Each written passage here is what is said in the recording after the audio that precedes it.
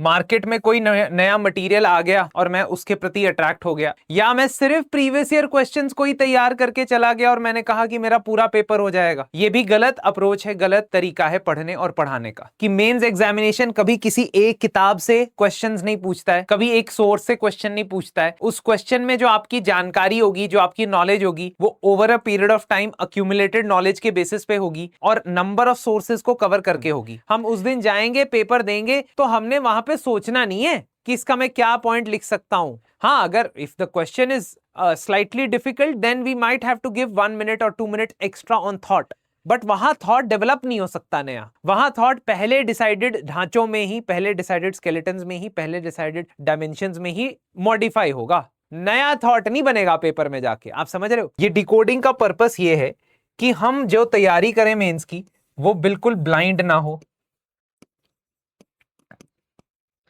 Market में कोई नया मटेरियल आ गया और मैं उसके प्रति अट्रैक्ट हो गया, या मैं सिर्फ प्रीवियस ईयर क्वेश्चंस को ही तैयार करके चला गया और मैंने कहा कि मेरा पूरा पेपर हो जाएगा। ये भी गलत अप्रोच है, गलत तरीका है पढ़ने और पढ़ाने का। तो इन्हीं बातों को हम आज डिस्कस करेंगे। I will also be over after discussing this, I will talk about how the program is to be used. उसको कैसे यूज करना है, जो शेड्यूल है उसमें हर चीज किस पर्टिकुलर कॉन्सेप्ट के लिए स्टैंड आउट करती है, एस क्लासेस क्या होता है ना, ये सारी चीजें मैं आज डिस्कस करूंगा। I will be discussing them with you. सबसे पहले तो अगर हम जनरल स्टडीज पेपर 1 की बात करें, तो जनरल स्टडीज पेपर 1 में हमें पता है कि there are 3 major subjects.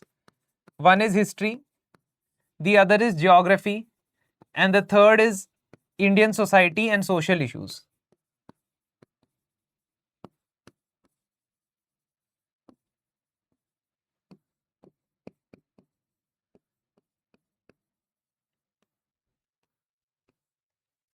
Mains examination की सबसे बड़ी खासियत यह है कि मेंस एग्जामिनेशन कभी किसी एक किताब से क्वेश्चंस नहीं पूछता है, कभी एक सोर्स से क्वेश्चन नहीं पूछता है। उस क्वेश्चन में जो आपकी जानकारी होगी, जो आपकी नॉलेज होगी, वो over a period of time accumulated knowledge के बेसिस पे होगी और नंबर ऑफ सोर्सेज को कवर करके होगी। बट ये चीजें, क्योंकि अगर आप साथ में मेंस क्रैश कोर्स का हिस्सा हो तो आपको कंटेंट कंसोलिडेशन में प्रॉब्लम नहीं आएगी। लेकिन अगर आप सेल्फ स्टडी करके आए हो तो उसको कैसे यूज करना है हमारे आंसर राइटिंग प्रोग्राम के अंदर, वो मैं आपको समझाऊंगा। बट अभी let us focus on previous year question decoding. Previous year question में history, geography, Indian society, social issues, अगर आप इसका डिस्ट्रीब्यूशन देखोगे तो डिस्ट्रीब्यूशन के हिसाब से 1/3 1/3 1/3 पेपर इनमें डिस्ट्रीब्यूट हो जाता है ऑन एन एवरेज। तो अगर 20 सवाल पूछे गए हैं पेपर में, तो 6 से 7 सवाल इसमें से, 6 से 7 सवाल इसमें से, और 6 से 7 सवाल इसमें से पूछे जाते हैं। अब किसी साल इसमें से 6, उसमें से 7, इसमें से 7, उसमें से 6, ऐसा कॉम्बिनेशन बन जाता है। तो टोटल कुल मिला के आपका 20 क्वेश्चन बन जाते हैं, 20 क्वेश्चन बन जाते हैं। अब ये जो कॉम्बिनेशन है, अब इसमें, इसमें और इसमें सबसे ज्यादा लो हैंगिंग फ्रूट सब्जेक्ट कौन सा है? सबसे ज्यादा लो हैंगिंग फ्रूट सब्जेक्ट है दिस, बिकॉज इसके 6 क्वेश्चन आंसर करने के लिए कितना पढ़ना पड़ेगा वर्सेस इसके 6 क्वेश्चन आंसर करने के लिए कितना पढ़ना पड़ेगा वर्सेस इसके 6 क्वेश्चन आंसर करने के लिए कितना पढ़ना पड़ेगा में, ये सबसे कॉस्ट इफेक्टिव है, टाइम इफेक्टिव है, क्योंकि इसमें considerably less amount of content पढ़ के मैं 6 से 7 क्वेश्चन की तैयारी कर सकता हूं। लेकिन इसका मतलब यह नहीं है कि वो कंटेंट करंट अफेयर्स है बस, कि मैंने करंट अफेयर्स कवर कर दिए। हर मैगजीन में सोशल इश्यूज, इंडियन सोसाइटी के करंट अफेयर आते हैं, जिसमें कभी एनसीआरबी डेटा आ जाता है, कभी सेंसस 2027 की खबर आ जाएगी, कभी कोई रिपोर्ट आ जाएगी। तो उतने मात्र से मेरा आंसर निकल जाएगा, मेरे को क्वेश्चन का आंसर करना आ जाएगा, that will be wrong. Because for that we need 2 things. One is PYQ intelligence and the other is integration of those current affairs in your answers and understanding what are the key domains from which questions are asked. कौन से domain है जो हम skip करके नहीं जा सकते, ignore करके नहीं जा सकते, न्यूज में है नहीं है does not matter, independent or decoupled from what is happening in the news. Lot of things will be asked which are decoupled from what is happening in the news. And I will prove you that. This is my own experience.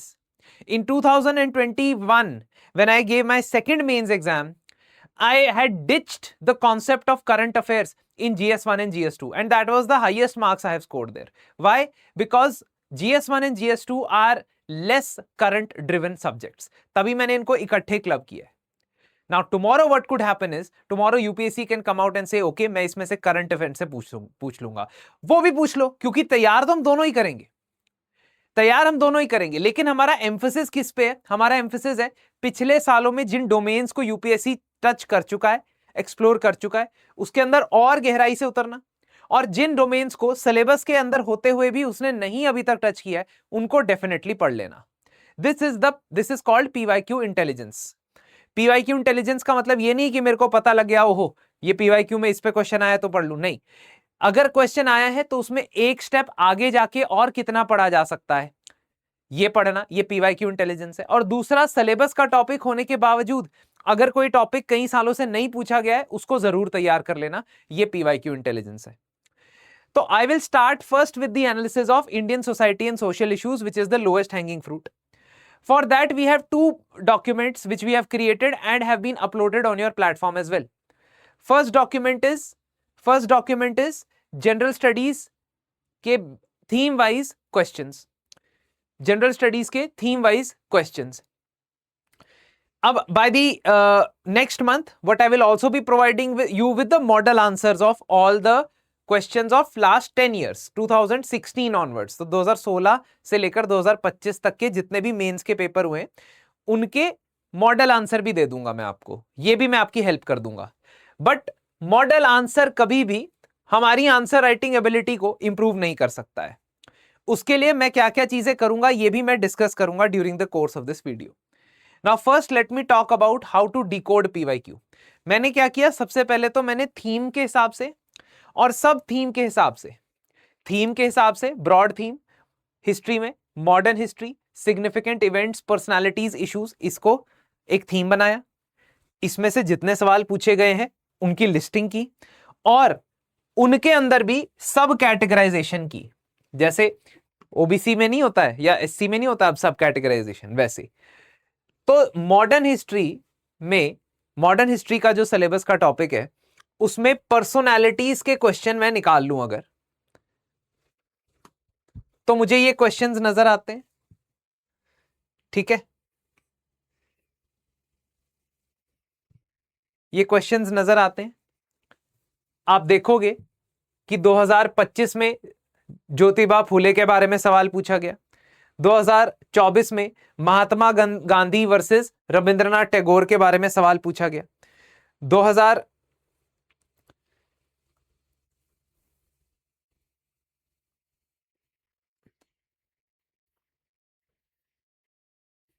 2016 में सुभाष चंद्र बोस और महात्मा गांधी का comparison कराया गया. 2015 में महात्मा गांधी के बिना independence कैसे different होती, यह सवाल पूछा गया. 2015 में ही महात्मा गांधी और अंबेडकर जी के डाइवर्जेंट ओपिनियंस के बारे में पूछा गया. तो मुझे यह अंडरस्टैंडिंग डेवलप होनी चाहिए कि मेरे से पेपर में किसी पर्सनालिटी के बारे में सवाल पूछा जाएगा.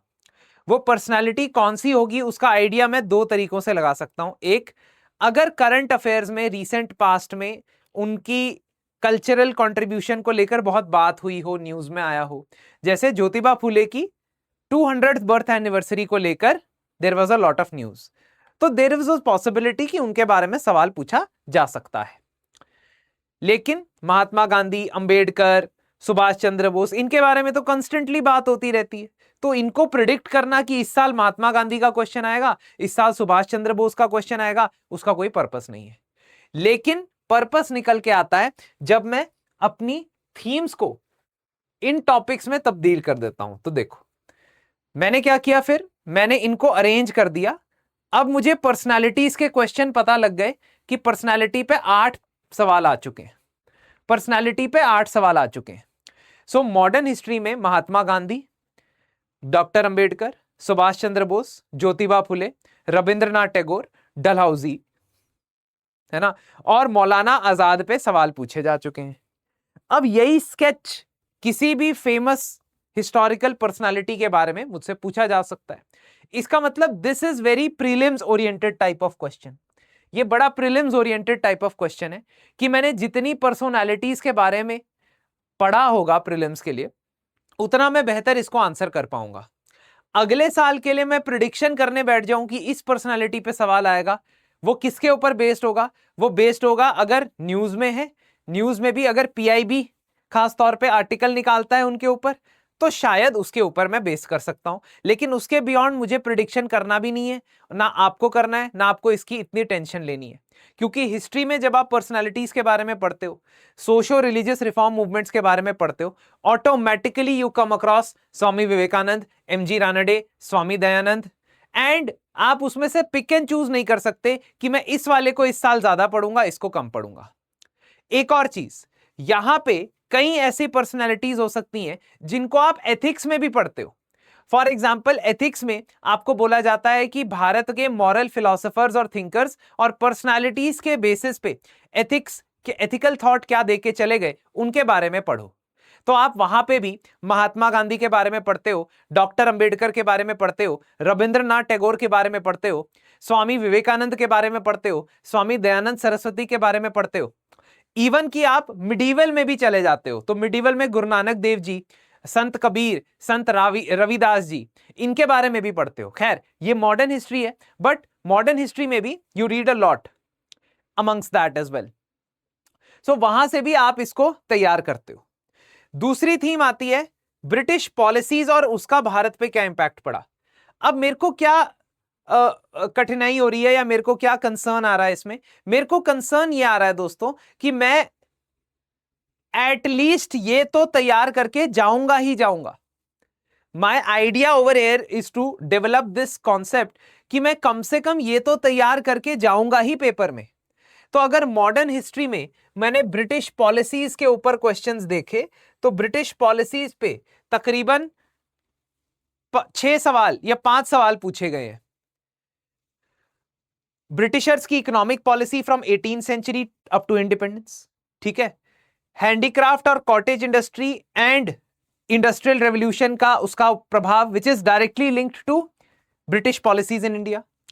Famines in colonial India, East India companies military superiority over over Indians, indentured labour, government of India act. What is this? These are all elements of British policies in India. Now tomorrow they may ask you about Government of India Act of 1919. They may ask you about the British policy of divide and rule. They may ask you about certain viceroy, किसी specific viceroy की policy के बारे में पूछ लेगा, लिटन के बारे में पूछ लेगा, रिपन के बारे में पूछ लेगा। तो डेप्थ तक तो वो कितना भी जा सकता है, लेकिन हम नहीं ना तैयार कर सकते इतना। तो हमें यह समझना है कि ब्रॉड फ्रेमवर्क हमें पता होना चाहिए कि अगर ब्रिटिश पॉलिसी इन इंडिया के बारे में सवाल पूछे तो हमें कौन सी डोमेन्स कवर करनी है, और उनमें एक एक दो दो पॉइंट अगर हमें पता हो तो हम एक हाफ डिसेंट या अबव एवरेज आंसर लिख सकते हैं। तो इकोनॉमिक पॉलिसी के बारे में हमारा दिमाग हमेशा चलना चाहिए डायमेंशंस ओपन करने के प्रति। As an answer writing enthusiast, your mind must always work on how to open multiple dimensions in a particular topic और a subject, and rather not to create a template beforehand, कि मैं पहले से सोच के चला जाऊं कि मैं एग्जैक्टली यही आंसर लिखूंगा। ये जरूरी नहीं। जो क्वेश्चन में पूछा गया है उसके अकॉर्डिंगली मैं अपनी स्ट्रक्चर को इमेजिन करूंगा। तो जब मैं बात करता हूं पीवाईक्यू डिकोडिंग की, मुझे यहां से पता चलता है कि ब्रिटिशर्स ने भारत में जो पॉलिसीज लाई उसके ऊपर सवाल पूछा जा सकता है। तो कल को ब्रिटिशर्स ने भारत में पुलिस को लेकर क्या पॉलिसीज लाई, ब्रिटिशर्स ने भारत में एजुकेशन पॉलिसी को लेकर क्या चीजें की, ब्रिटिशर्स ने भारत में सिविल सर्विसेज को लेकर जो रिफॉर्म्स लाए, पॉलिसी लाई, कल को उसके बारे में भी सवाल आ सकता है। This question can be asked specially in the context of demacaulayisation, a call by the prime minister saying that हमें मैकॉले के से अलग होना पड़ेगा। जो मैकॉले ने हमारे लिए सिस्टम बनाया था वो अलग होना पड़ेगा। What was that Macaulay system, what it consisted of, what was its impact, what was its outcome, ये पढ़ना है हमने। ये कहां से मुझे पता चला? पीवाईक्यू इंटेलिजेंस से, पीवाईक्यू इंटेलिजेंस से पता चला।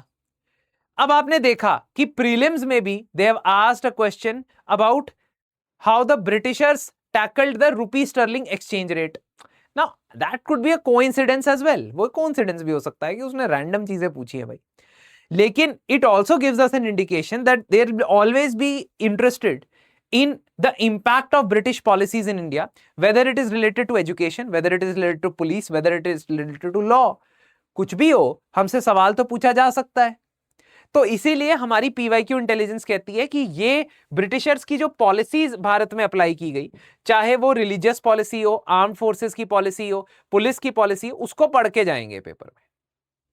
सेम वे भारत के अंदर हुए डिफरेंट रेबेलियंस और रिफॉर्म मूवमेंट्स को भी तैयार करके जाएंगे।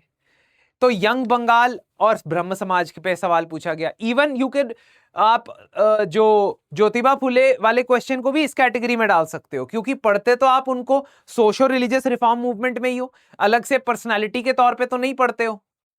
तो जो आप पढ़ते हो उसका स्ट्रक्चर थोड़ा सा अलग है, जो आप आंसर, जो क्वेश्चन पूछे जा रहे हैं, सिलेबस में जो चीजें मेंशन्ड है वो अलग है, उनको इंटीग्रेट करना बहुत जरूरी। तो सोशल रिलीजियस रिफॉर्म में आपने ब्रह्म समाज, यंग बंगाल पे सवाल देखा, 19th सेंचुरी पे ब्रॉडर सवाल देखा इंडियन रेनेसांस के ऊपर, 19th सेंचुरी में विमेन के सोशल रिफॉर्म पे सवाल देखा, 1857 की क्रांति पे सवाल देखा, colonial impact of tribal and tribal resistance पे सवाल देखा, आर्टिजनल इंडस्ट्री रूरल इकोनॉमी पे सवाल देखा। सेम चीज मैं इस पे भी डाल सकता था, किसमें? ब्रिटिश पॉलिसीज में। This is once again British policy only. ये तो वही बात हो गई, ब्रिटिश पॉलिसी का क्या इंपैक्ट पड़ा देखो। तो कहने का मतलब ये है कि कैटेगराइजेशन बहुत शार्प नहीं होती है, ब्रॉड होती है। रफली we are categorising the questions, but we are understanding, हमें समझ आ रहा है कि कौन से अनस्किपेबल पार्ट्स हैं, क्योंकि हिस्ट्री तो अनबिलीवेबली वास्ट है। तो कौन से अनस्किपेबल पार्ट्स हैं वो हमें समझ आ रहे हैं जब हम डिस्कस करते हैं। देखो फ्रीडम स्ट्रगल में भी once again you can see that Gandhian phase is very predominant in the questions. Mahatma Gandhi और उनके जो 1915 से लेकर 1942 क्विट इंडिया मूवमेंट तक की जर्नी है, उस पे बहुत सवाल आते हैं, है ना। देन है ना, स्पेसिफिक सवाल आ सकता है कि नेवल म्यूटिनी पे क्वेश्चन पूछ दिया, है ना, role of women in freedom struggle पे क्वेश्चन पूछ दिया। But what I need to think about is कि मुझे यहां से थीम्स निकलती हुई नजर आ रही हैं मॉडर्न हिस्ट्री में। ठीक है, एंशिएंट में जाते हैं, will talk about social issues after this. Ancient में जाते हैं। एंशिएंट में हम आर्ट एंड आर्किटेक्चर को अगर देखें तो आर्किटेक्चर और स्कल्पचर ये सबसे ज्यादा प्रीडोमिनेट थीम है। आर्किटेक्चर और स्कल्पचर सबसे ज्यादा प्रीडोमिनेट थीम है, क्योंकि आप देखो Harappan architecture, rock cut architecture, caves मतलब, मिडीवल टेम्पल के sculptures, Gandhara art and sculptures, early Buddhist stupa ये भी आर्किटेक्चर है, मेसोलिथिक रॉक कट आर्किटेक्चर है, इंडस वैली अर्बन प्लानिंग ये भी आर्किटेक्चर है, मॉन्यूमेंट्स में फिलॉसफी का लिंकेज ये भी आर्किटेक्चर है, लायन और बुल फिगर्स ये भी आर्किटेक्चर है। तो कहने का मतलब है कि आर्किटेक्चर और स्कल्पचर, इस थीम को हम डायनेस्टी वाइज तो तैयार करके जाएंगे, जिससे फिर हमें डायनेस्टिक आर्ट वाले क्वेश्चन में भी मदद मिलेगी। देखो ये वाला क्वेश्चन है कि चोलाज, पल्लवाज, चंदेल, गुप्ता, पाला, कृष्णदेवराया। बस ये देखना है कि कई बार वो डायनेस्टिक आर्ट में सिर्फ आर्किटेक्चर नहीं इंक्लूड करेगा, it will include other art forms as well. It will include other art forms as well. For example, it will include painting, it will include let's say bhakti music और bhakti hymns. ठीक है, it will include independent sculpturing, independent sculpture. ठीक है, it will include performing arts, it will include numismatics और coins, it will also include the use of calendars, the use of different weights and measures. जो भी आप point इकट्ठा कर सकते हो कल्चर के अंदर, वो सारी की सारी चीजें यहां पे इंक्लूडेड होंगी। सोसाइटी भी इंक्लूड होगी, रिलीजन, विमेन की पोजीशन, कास्ट सिस्टम। लेकिन अल्टीमेटली आप देख सकते हो कि ये डायनेस्टी से रिलेटेड, इस डायनेस्टी से रिलेटेड है, गुप्ता पीरियड, चंदेल पीरियड, पाला period, Krishnadevaraya, that means Vijayanagar. तो आप देखोगे कि वंस अगेन मेरी तैयारी इसके बेसिस पे होगी। अब जो क्वेश्चन ऑलरेडी पूछे जा चुके हैं वो तो पढ़ने ही है, वो तो डेफिनेटली पढ़ने हैं, बट फ्यूचर में आई एम रेडी कि अगर मान लो उन्होंने पाला पीरियड के बारे में पूछा, अब गुज्जर प्रतिहार के बारे में पूछ ले, तो क्या मेरे पास 4-5 पॉइंट है कि मैं 150 या 250 शब्द का आंसर बना दूं? क्या मेरे को गुज्जर प्रतिहार डायनेस्टी के कुछ आर्किटेक्चरल मॉन्यूमेंट्स के नाम पता है या कुछ लैंडमार्क्स के नाम पता है या नहीं पता है? अगर उसने इंपीरियल चोलास के बारे में पूछ लिया है, विजयनगर के बारे में पूछ लिया है, तो क्या सातवाहनास का मुझे आर्ट एंड कल्चर में कंट्रीब्यूशन पता है? So slightly I need to be very aware कि मौर्यास, सातवाहनास, क्या पता इसके बारे में पूछ ले वो। ठीक है, तो ये जो चीजें हैं ये आपको आइडिया देती है that how things will work as far as the exam is concern. बाकी we can't go only based on this. अब देखो, समाज या सोसाइटी पे रीसेंट टाइम्स में क्वेश्चन आने लगे हैं, समाज या सोसाइटी पे रीसेंट टाइम्स में क्वेश्चन आने लगे हैं। जैसे ये वैदिक सोसाइटी और रिलीजन के क्या फीचर्स हैं, ठीक है, ऋग्वेदा से लेटर वैदिक में क्या चेंजेस हुए हैं, अकबर के टाइम पे जो रिलीजियस सिंक्रेटिज्म था उसके क्या फीचर्स हैं। So what they do is they will ask questions related to the समाज एज वेल, सोसाइटी।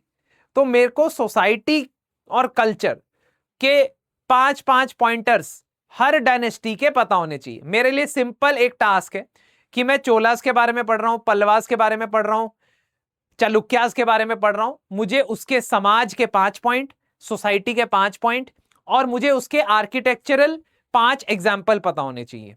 यही मेरा टास्क है मात्र, बस। उसके आसपास मैं 150 वर्ड्स का 250 वर्ड्स का आंसर लिख लूंगा, क्योंकि उसके बियॉन्ड जाने का ना तो मेरे पास टाइम है, ना ही ये कॉस्ट बेनिफिट देता है ये सब्जेक्ट।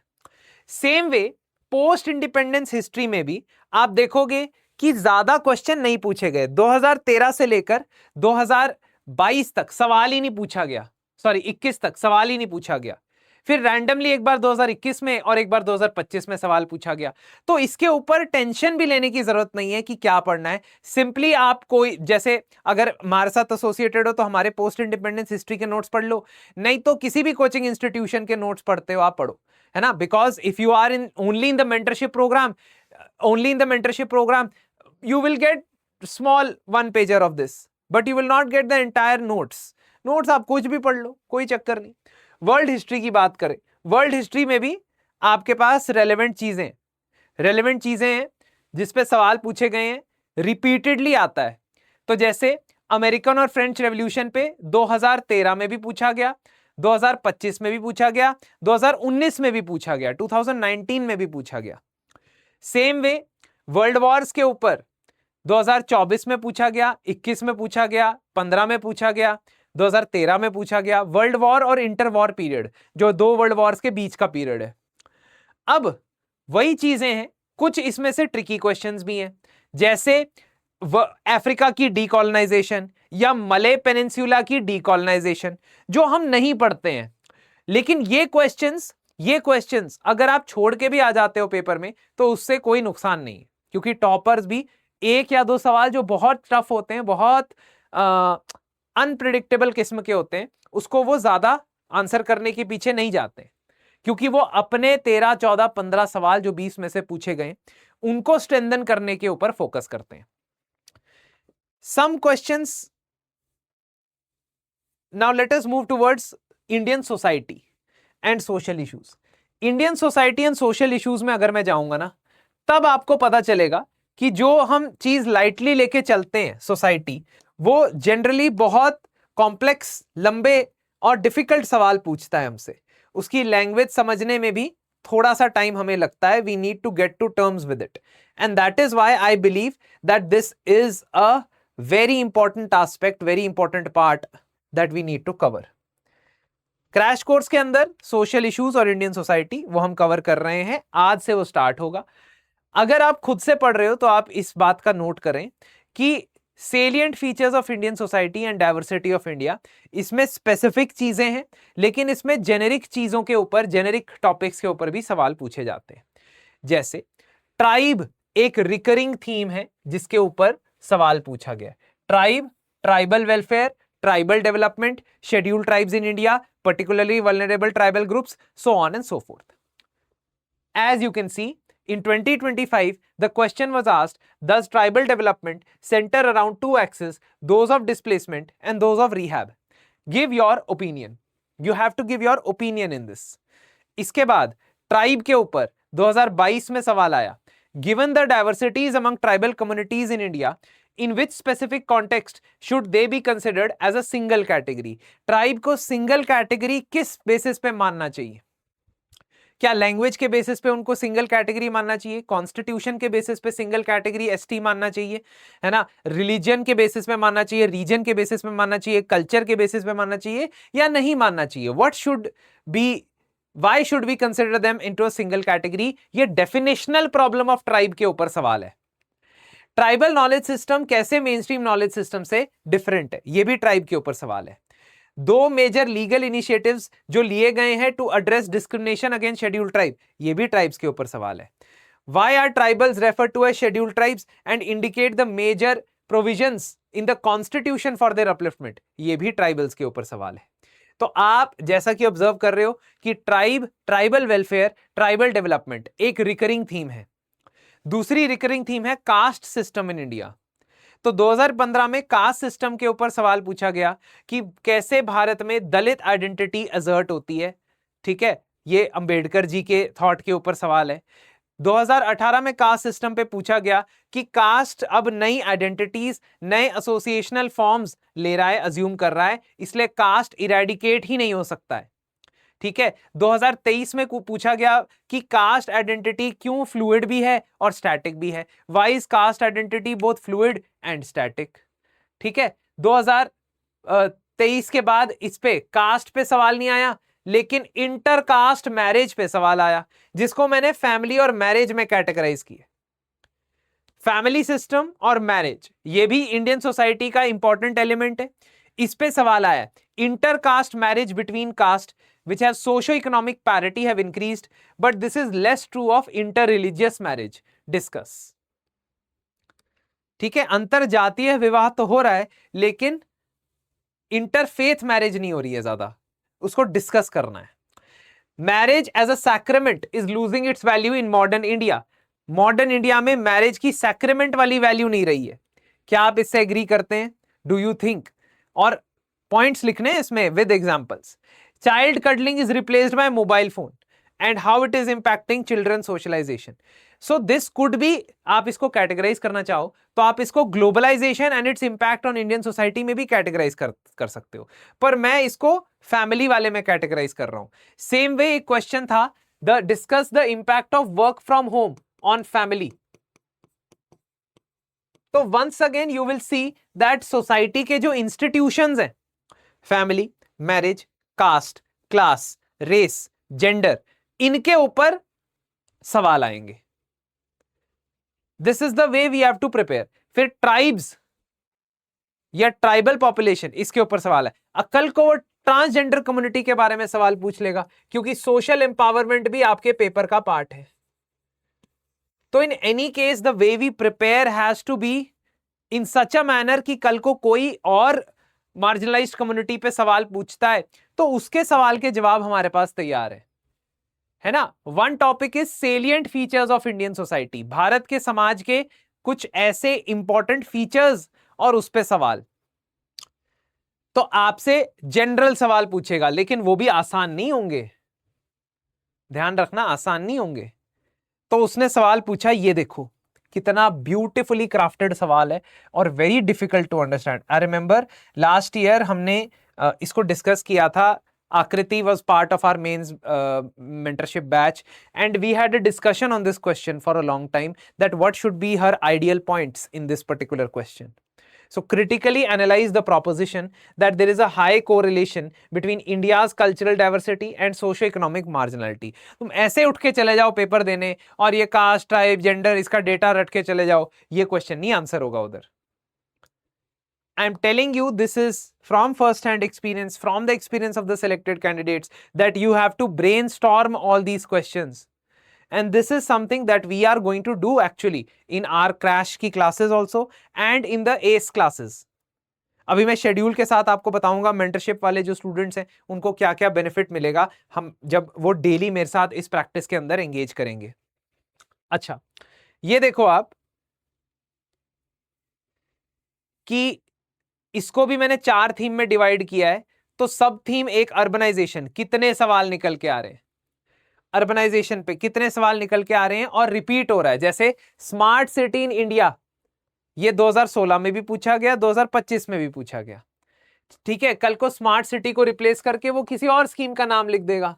लेकिन अल्टीमेटली हमें अगर अर्बन पावर्टी या अर्बन इश्यूज के बारे में अच्छी खासी जानकारी है, if we have a good idea of urban issues in India from a social perspective, economic perspective, but more from a social perspective, then we are able to answer this well.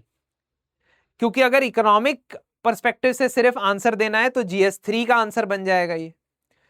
तो ये समझना जरूरी है कि हम smart city in India को distributive justice के साथ कैसे लिंक करेंगे. So if the feature of smart cities is to create new infrastructure, rehabilitation and redevelopment, in situ redevelopment of particular areas, so that will, how that will help in providing distributive justice. Distributive matlab access to goods, access to roads, access to basic facilities, drinking water, sanitation, housing, ये कैसे होगा? This is the idea. और जो भी सवाल तुमसे पूछा जाएगा, ये जैसे अब इसमें 3 मेजर थीम है, एक अर्बनाइजेशन है, एक पॉपुलेशन है, एक वुमन है. 3 मेजर सब थीम है इसमें, अर्बनाइजेशन, पॉपुलेशन और वुमन. तो उनका आपस में भी इंटरप्ले होगा कि अर्बनाइजेशन की वजह से विमेन पे क्या इंपैक्ट पड़ रहा है, अर्बनाइजेशन की वजह से जो माइग्रेंट विमेन है, यंग वर्किंग एज की विमेन है या वर्किंग विमेन है, उन पे क्या इंपैक्ट. ये सवाल पूछा है that discuss the impact of migration of young working women on family and themselves. तो ये सवाल पूछा है उसने. तो इस लेवल तक हमें ग्रैनुलर तैयारी करनी है और ये सिर्फ और सिर्फ मैं जिस तरीके से बताऊंगा वैसे ही तैयारी हो सकती है. ठीक है, तो आप देखो अर्बनाइजेशन, पॉपुलेशन, विमेन, इसके ऊपर सवाल पक्का ही पक्का पूछेगा. 30 सवाल पूछ चुका है. ये एक ऐसा फ्रेमवर्क है ग्लोबलाइजेशन वाला, 11 सवाल पूछ चुका है. 11 सवाल पूछ चुका है, 11 सवाल तैयार करके चले जाओगे तो 12वें सवाल के लिए एनफ मटेरियल होगा आपके पास, ये मैं आपको गारंटी से कह सकता हूं. तो 11 सवाल में क्या क्या पूछा है उसने एक बार दिखाता हूं. हमारा जो एनालिसिस वाला पीडीएफ है उसमें तो हमारे 2 पीडीएफ हैं. एक है क्वेश्चंस की लिस्ट डायरेक्ट दी हुई है, एक है एनालिसिस वाला पीडीएफ जिससे आपको पता चलेगा कि वो कौन सी थीम्स पे सवाल पूछे गए हैं, शॉर्ट फॉर्म में है ना, एंड अरेंज्ड अकॉर्डिंगली. सो ये देखो क्या क्या पूछा है उसने ग्लोबलाइजेशन में. Globalization leading to aggressive consumer culture, skilled young women, urban migration, what is the impact on personal family and freedom, post liberal economy का इंपैक्ट क्या पड़ा है एथनिक आइडेंटिटी और कम्युनलिज्म पे. मतलब कितने गहराई में जा रहा है वो, हवा में नहीं पूछ रहा what is impact of globalization in Indian society. हो गया वो एरा खत्म, अब वो स्पेसिफिक्स पे जा रहा है. ग्लोबलाइज, ये तो बड़े टेक्निकल क्वेश्चन है. ग्लोबलाइजेशन और नई टेक्नोलॉजी, स्कार्स रिसोर्सेज वाले वर्ल्ड में इसका क्या इंपैक्ट पड़ेगा, क्रिप्टो करेंसी का क्या इंपैक्ट पड़ेगा, डाइवर्सिटी और प्लूरलिज्म को क्या थ्रेट है ग्लोबलाइजेशन से, ग्लोबलाइजेशन होमोजेनाइजेशन प्रमोट करता है या कल्चरल स्पेसिफिसिटी प्रमोट करता है. ऑन द स्पॉट पेपर में बैठ के मैं नहीं सोच पाऊंगा इसके 10, 12, 8 पॉइंट. बेयर मिनिमम अगर ये 150 वर्ड्स में भी आता है तो मुझे 8 पॉइंट तो चाहिए होंगे. 1 पॉइंट इंट्रोडक्शन का, 1 पॉइंट कंक्लूजन का, 8 पॉइंट मेरे को चाहिए. On the day of the exam, I cannot think of it. So we will think of it in the class itself. हम लोग क्लास में ही सोच के रख लेंगे और उसी लिए हमारी जो एस मेंटरशिप की क्लास होगी या एस की क्लास होगी, answer writing and content enrichment की क्लास होगी, उसमें हमारा यही फोकस रहेगा. That will be the primary focus कि भाई हम ये देख लें कि अच्छा जब मैंने ग्लोबलाइजेशन पढ़ा है तो क्या मैं ग्लोबल वर्सेस लोकल आइडेंटिटी को समराइज कर पा रहा हूं, क्या मैं ग्लोबलाइजेशन का डाइवर्सिटी पे क्या इंपैक्ट है ये देख पा रहा हूं? क्या मैं ग्लोबलाइजेशन का विमेन के ऊपर इंपैक्ट देख पा रहा हूं, एल्डरली के ऊपर देख पा रहा हूं, फैमिली के ऊपर देख पा रहा हूं impact? This is the basic idea, basic premise, so that we are prepared beforehand, not on the day of the exam. हम उस दिन जाएंगे, पेपर देंगे, तो हमने वहां पे सोचना नहीं है कि इसका मैं क्या पॉइंट लिख सकता हूं. हाँ, अगर if the question is slightly difficult, then we might have to give 1 minute or 2 minute extra on thought. But वहां थॉट डेवलप नहीं हो सकता नया. वहां थॉट पहले डिसाइडेड ढांचों में ही, पहले डिसाइडेड स्केलेटन्स में ही, पहले डिसाइडेड डायमेंशंस में ही मॉडिफाई होगा. नया थॉट नहीं बनेगा पेपर में जाके. आप समझ रहे हो? इसलिए वो थॉट डेवलप करने के लिए आपको डेली मेरे साथ क्लास में बैठना पड़ेगा. That is the only requirement. वो थॉट डेवलप करने के लिए आपको डेली मेरे साथ क्लास में बैठना पड़ेगा, सो दैट मैं आपको समझाऊं. अब इसके बाद ये हमारा सोशल इश्यूज का पीवाईक्यू इंटेलिजेंस है, जिससे हमें ये पता चल गया कि यार कुछ थीम्स पे हमने काम करना है. Some themes have to be prepared thoroughly, which will be based on this PYQ intelligence, and if a new question comes, we have enough substance, enough material based on these questions to answer that. हम अपनी जो है सेना की Arsenal तैयार कर रहे हैं. That arsenal is prepared based on number 1 PYQ intelligence and second is the current affairs integration. तो मेंस की जो हमारी आंसर राइटिंग होगी, उस आंसर राइटिंग में मैं आपको दिखाऊंगा कि कैसे एग्जिस्टिंग पिछले 1.5 साल के करंट अफेयर जो आपने पढ़े होंगे उनको कैसे इंटीग्रेट करना है अपने आंसर में. आंसर का स्केलेटन बनाना पहला काम है, लेकिन उस पे मसल मास चढ़ाना बहुत जरूरी है. That muscle mass is given by recent current affairs, by specific examples, by data, by facts, by case studies. वो धीरे धीरे इंटीग्रेट होती हैं. ठीक है, खैर अब मैं आता हूं ज्योग्राफी पे. Now let me come to geography. History की बात कर ली, सोशल इश्यूज की बात कर ली, ज्योग्राफी पे आता हूं. Geography is slightly tricky because it has several technical components. For example, geography में when we study plate tectonics,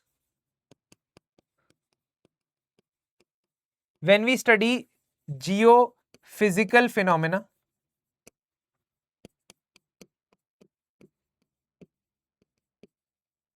when we study resources and their distribution, and when we study location of industries, then we are in control. जब हम ये वाले topic पढ़ रहे होते हैं तब हम कंट्रोल में हैं. क्यों? जियोफिजिकल फिनोमेना में क्या आता है? अर्थक्वेक, लैंडस्लाइड, वोल्केनो, है ना? Earthquake, landslide, volcano. बट और भी फिनोमेना आते हैं, जैसे sea level rise, marine heat waves, MHW, dead zones, है ना? ये तो यहां तक हम कंट्रोल में होते हैं. लेकिन जब फिजिकल ज्योग्राफी, क्लाइमेटोलॉजी से आपसे सवाल पूछा जाए कि पुरवैया क्या होता है और उसका क्या सिग्निफिकेंस है, ट्विस्टर क्या होता है समझाओ, ऑरोरा बोरियोलिस और ऑरोरा ऑस्ट्रियालिस क्या होता है समझाओ, उसमें हमारा कंट्रोल थोड़ा कम हो जाता है, क्योंकि फिर हमें पता नहीं ना कि कौन से फिनोमेना पे पूछेगा. अब जेट स्ट्रीम्स पे पूछ ले वो, पोलर वोटेक्स पे पूछ ले वो, एंटार्क्टिक सरकमपोलर करंट पे पूछ ले वो, आर्कटिक एम्प्लीफिकेशन पे पूछ ले. ये सारे कंट्रोल से थोड़ा बाहर है, क्योंकि पढ़ते तो हैं लेकिन प्रिडिक्टेबिलिटी कम है कि क्या पूछ लेगा. ठीक है, तो जो हम फिजिकल ज्योग्राफी और क्लाइमेटोलॉजी हमने प्रीलिम्स के लिए पढ़ी है, हम उसके बियॉन्ड ज्यादा नहीं जा सकते हैं मेंस में. मेंस में हम यहां इन वाले टॉपिक्स में बियॉन्ड जा सकते हैं, इन वाले टॉपिक्स में बियॉन्ड जा सकते हैं, लेकिन उसके बियॉन्ड ज्योग्राफी में जाना थोड़ा मुश्किल लगता है मुझे पर्सनली. आप जा सकते हो, लेकिन मैं मानता हूं कि वो टाइम ज्यादा यूटिलाइज होगा बेटर अगर मैं गवर्नेंस पे इतना टाइम दे दूं. Will better utilized if governance. क्योंकि अगर वो फ्योर्ड की जगह, फ्योर्ड पूछ लिया उसने नॉर्वेजियन फ्योर्ड्स के बारे में, अगर वो ग्लेशियल लैंडफॉर्म्स के बारे में और पूछ ले, जैसे ये फ्योर्ड भी एक ग्लेशियल लैंडफॉर्म है, मान लो वो आपसे डेजर्ट लैंडफॉर्म्स के बारे में पूछ ले कि बर्चन्स क्या होता है ना, ये इंसेलबर्ग क्या होता है, या डांग क्या, पता नहीं क्या क्या पूछ लेगा वो। तो फिर अगर ऐसे हम चले जाएं उस डेप्थ में जाने का हमारे पास टाइम नहीं होता। और आप लोग तो 2026 वाले बच्चे हो, आपको तो बिल्कुल टाइम नहीं है। तो आपने को फोकस किस पे करना है, वंस अगेन पीवाईक्यू पे भरोसा बना के चलना है, और करंट अफेयर्स के फिनोमेना को जरूर कवर करना है। तो करंट अफेयर्स में अगर साइक्लोन या थंडरस्टॉर्म्स के बारे में, क्लाउड बर्स्ट के बारे में बहुत न्यूज है, तो एक बार उसको जरूर देख लेंगे। जैसे 2025 में जो क्वेश्चन पूछा गया था, ऑल्दो आई वुड नॉट से न्यूज में था सुनामी, बट रीसेंट सुनामी आया था, ऑल्दो पेपर शायद उससे पहले बन गया हो, है ना। पर आप देखो जियोफिजिकल फिनोमिना में मेरे पास थोड़ा कंट्रोल है, क्योंकि मुझे पता है कि यार कुछ गिने चुने फिनोमिना है जो मैं तैयार करके चला जा सकता हूं। तो tsunami, sea level rise, cyclone, cloud burst, landslide, volcano, earthquake, इस पे तैयार करके जा सकता हूं। पिछले साल ब्यूरो ऑफ इंडियन स्टैंडर्ड्स ने एक नया सीज्मिक जोन मैप रिलीज किया था नवंबर के महीने में, लेकिन मार्च के महीने में उसको विड्रॉ कर लिया था। तो अर्थक्वेक रिलेटेड प्लानिंग, अर्थक्वेक की जियोग्राफिकल या जियोलॉजिकल एस्पेक्ट्स पे सवाल पूछा जा सकता है। तो ये वाली इंटेलिजेंस मुझे थोड़ी सी गैदर करनी पड़ेगी from current affairs. But already मुझे जो है, मुझे प्रीवियस ईयर क्वेश्चंस कुछ लेवल ऑफ इंटेलिजेंस दे रहे हैं कि मैं क्लाउड बर्स्ट पढ़ के चला जाऊं, लैंडस्लाइड पढ़ के चला जाऊं, क्रायोस्फेयर तो चलो वैसे भी पढ़ना ही होता है, मैं अर्बन फ्लड्स पढ़ के चला जाऊं, है ना, मैं साइक्लोन्स पढ़ के चला जाऊं, because that is something they have asked already, and if they have not asked recently, there is a case for recurring that or repeating that. Same way जब मैं इंडस्ट्रीज की बात करता हूं, तो इंडस्ट्रीज में भी petroleum, industrial corridor, agro based, iron and steel, diverse questions पूछे। अब जब डाइवर्स क्वेश्चंस पूछे और डाइवर्सिटी देखने को मिलती है, तो हमारा कंट्रोल बेटर है इस पे। क्यों? जिस क्वेश्चन में हमने ऑलरेडी प्रीवियस ईयर क्वेश्चन के बेसिस पे ही ढेर सारे, जैसे मिनरल ऑयल, है ना, और ये वो रिसोर्सेज वाला कहां गया, रिसोर्सेज वाले में कहां गया, रिसोर्सेज वाला, हाँ रिसोर्सेज वाले में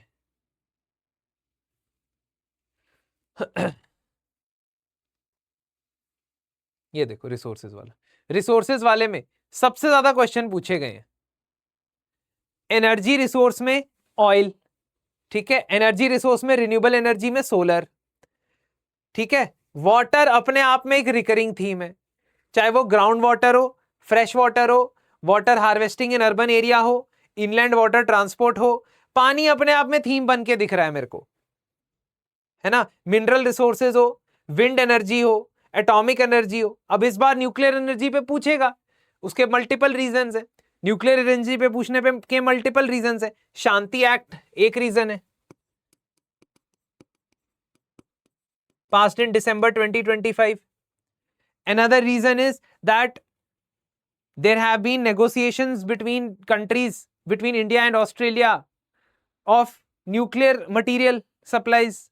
Another reason is that decarbonization requires us switching to certain other aspects because of energy requirements. हमारी क्रूड ऑयल और ये vulnerable होती जा रही है, तो हम और ज्यादा न्यूक्लियर एनर्जी की तरफ बढ़ेंगे। तो ये PYQ intelligence has to be coupled with current affairs to understand what topics to cover, and that अगर आप self study कर रहे हो, if you are doing self study, you need to develop that. If you are associated with us, we will provide that material to you. Simple सी trade off है, अगर हमारे साथ एसोसिएटेड हो तो हम वो मटेरियल प्रोवाइड कर देंगे, तुम्हारा दूसरे एलिमेंट पे फोकस ज्यादा चला जाएगा, that is writing and executing. Input की चिंता नहीं करोगे, आउटपुट पे टेंशन लोगे बस।